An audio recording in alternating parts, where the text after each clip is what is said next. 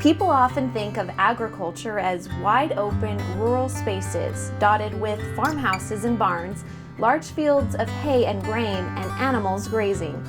But along the highly urbanized Wasatch Front in northern Utah, there is a small but growing population of farmers who are creatively using precious plots of land to grow food, mostly to be sold directly to local consumers. For the next few minutes, we'll visit with a few urban farmers who are growing crops in and near cities and fueling the local food movement. We'll look at what they do, how they do it, and what it will take to keep them farming into the future.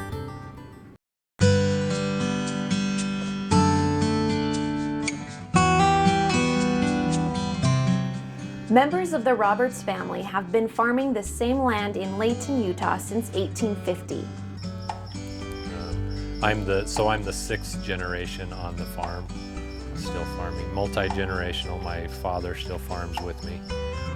30 years ago, when Tyson Roberts was a boy, the family farmed more than 200 acres. A lot has changed in the family and the community in recent decades. As generations have passed, grandmother passing away and land being divided up among other siblings. Also a lot of leased ground that has just basically been developed and lost in that respect. So we, starting around over 200 acres, we're down to about 60 acres a year. Of that 60 acres, Roberts owns 18 acres, which means 2/3 of the land they have under cultivation could be developed at any time. And the rest of the ground is spread out between about 3 miles, 3-mile radius. So we're spread out, we're moving equipment around a lot on the roads. In less than a generation, Layton City has gone from a farming community to a suburban city with large-scale residential developments going up every year. The day we interviewed Roberts, the old sod farm north of his greenhouses was just starting to be turned into a subdivision. A few weeks earlier, as we watched Roberts and his father prepare the tomato field for planting, the finishing touches were being put on a subdivision to the west of the same field. Farming in a rapidly growing urban area has drawbacks and benefits, Roberts says. Definitely more difficult to farm, difficult moving equipment around, a lot higher population, a lot more risk as far as people coming onto the farm, creating damage to the crops. Just a lot of different changes. A lot of benefits as well. We've changed our farming operation from a mostly wholesale crops to retail, where we have the customers right in place.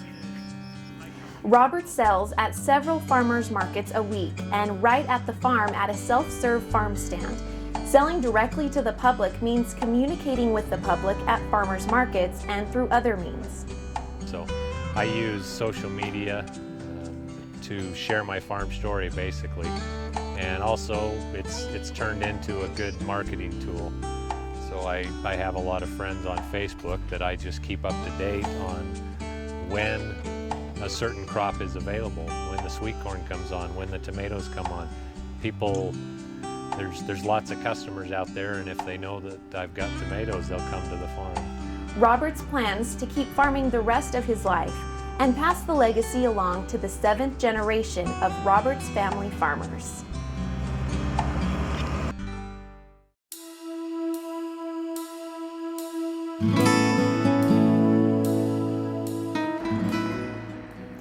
In Bountiful, Utah, less than 10 miles from downtown Salt Lake City, Ralph Larson still farms a small part of the ground where he's lived since he was 9 years old.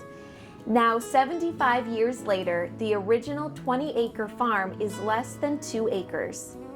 A lot of cherry orchards here and peach orchards, a lot of strawberries, cantaloupes, watermelons. Now we got a little few raspberries and peach trees and a few apple trees. That's about it. We're raising garlic this year, coming along pretty good. A few years ago, Larson wanted to continue farming, but be less involved in the business.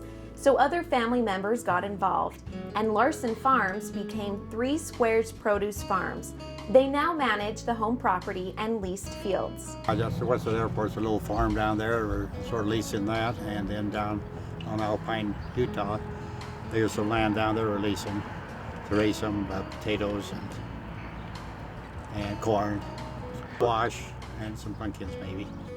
Like many urban farms today, 3 Squares sells at farmers markets directly from the farm and to about 25 weekly customers who sign up for the season.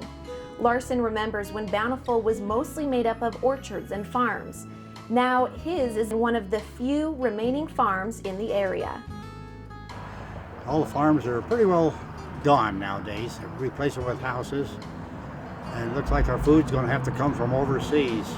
We're not having any farms kept here anymore. Like the title of this family history book indicates, this small property is the last orchard on Orchard Drive. Larson said he has changed some things over the years. He no longer needs the bigger tractor, opting for a smaller garden tractor.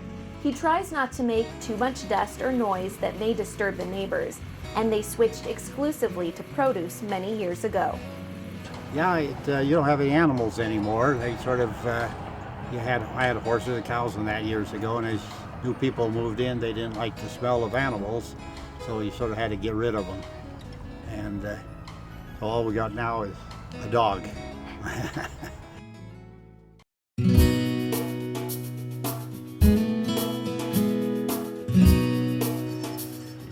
In downtown Kaysville, John Borski grows vegetables on about an acre of ground he bought nearly 20 years ago from his grandmother. He is surrounded on all sides by homes, and more are going in right next door. And the kids from the old lady who died there said that they would sell me the property for $10,000 over the appraisal until the developers got bidding on it and paid $100,000 more than the appraisal. And it was my dream to be working on that one day. That was really the answer to not having to drive down to Layton, 5 days a week. Like many urban farmers, Borski needs more land than he owns. He leases a field in Layton about 5 miles away. And like many of his peers, farming hasn't always been his occupation. I was a professional dancer. I lived in Denver, Colorado, and I directed a ballet company there, and I had a big house. I started growing my own vegetables in the back, and the more I thought about dancing as a silly business, I thought, I gotta go buy grandma's farm, and I gotta grow organic vegetables in Utah, because nobody is doing it, and there still are not that many people doing it. Borski chooses to grow organic vegetables to provide healthy eating alternatives to local residents. I hear from, parents, and it's not every day or every week, but if it's once a year or something like that, my kid's been diagnosed with cancer, and my doctor's telling me to eat organic vegetables. They think it could be the pesticides or things that are weakening his immune system and different things like that. So I love organic farming, but it's frustrating. It is not an easy thing to do. For Borski, farming is a passion and a cause, one he plans to continue through his lifetime.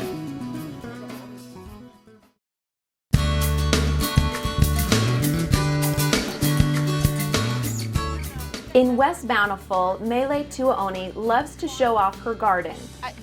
Before I became a gardener or a farmer or any kind of thing like that, it used to bore me to have people talk about their garden, because we talk incessantly. We just love every single thing about it. So.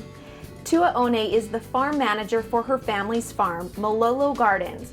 Like other urban farmers, they grow in more than one location, and they don't own all the land on which they grow.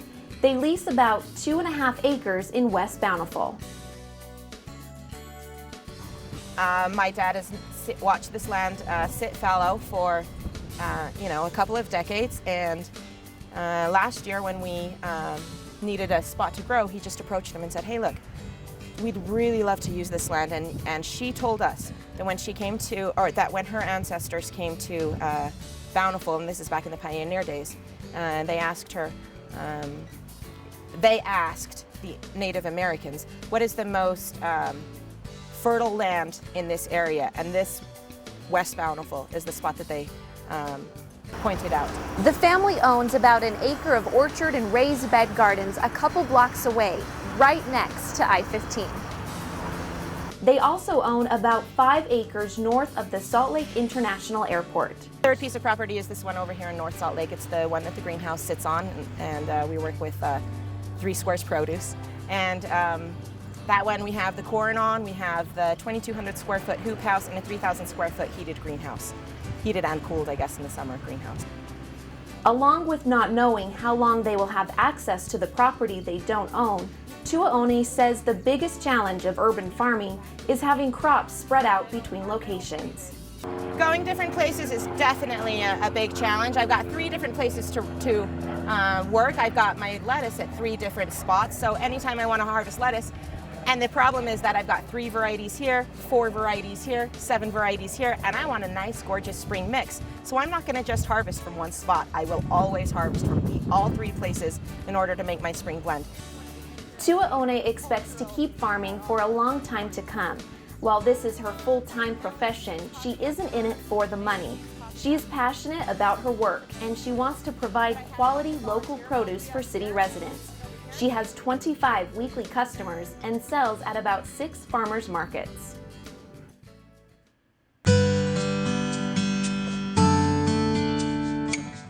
So my name is Sharon Leopardi, and I run a urban farm called Backyard Urban Garden Farms, also known as Bug Farms. And I have 10 backyards across Salt Lake City and in Sandy that I use as my farmland. You won't find a lot of large farm equipment or loud noises at Sharon Leopardi's farm, as she, her employees, and work trade volunteers carefully cut microgreens and salad greens for her weekly customers. There is a peaceful feeling in the garden. It's a gentler kind of farming than takes place at larger farms. Leopardi is part of a growing number of younger urban farmers who don't own any land. They grow food in other people's backyards. There is a pretty growing movement of young people interested in agriculture, probably for more alternative reasons, not so much because their families have been into it, but more because we've learned about the state of our food system in this country and are not happy with it and want to be a part of a change. And so that's my motivation for wanting to become a farmer, is I wanted to be involved with where my food comes from. In business since 2010, Bug Farms sells to restaurants and season-long customers. Her 145 community-supported agriculture shareholders pay at the beginning of the year for a season's worth of vegetables. Each week, they receive a share of what's available that week. We focus on crops that don't take a lot of time, and they also are pretty compact when they grow. So we do lots and lots of different kinds of greens and root veggies, including a bunch of different radishes and turnips and beets and carrots. We do a lot of tomatoes because people love them, and cucumbers, summer squash, and green beans. While Leopardi and her employees don't make a lot of money by many people's standards, they do okay and get to do what they love. They also don't have debt or large capital expenses. While things are going well this year, she knows that not owning any land makes her business vulnerable. Using other people's backyards is awesome because they don't have to pay for it, but it's also a drawback because it's not a stable place. Like, they might decide the next year that they want to have their own garden, and so I've invested all of this time and effort in like amending the soil, putting in an irrigation system, and then it might have to go away the next year. To buy property, unless you already had another job doing something else and had a bunch of money already, like, it would be really, really difficult to buy land here. Yeah, property would be way too expensive. Leopardi and her fellow bug farmers are proving that small-scale urban agriculture can be an economically viable career option for people who are passionate about growing food and providing nutritious local food for a growing population.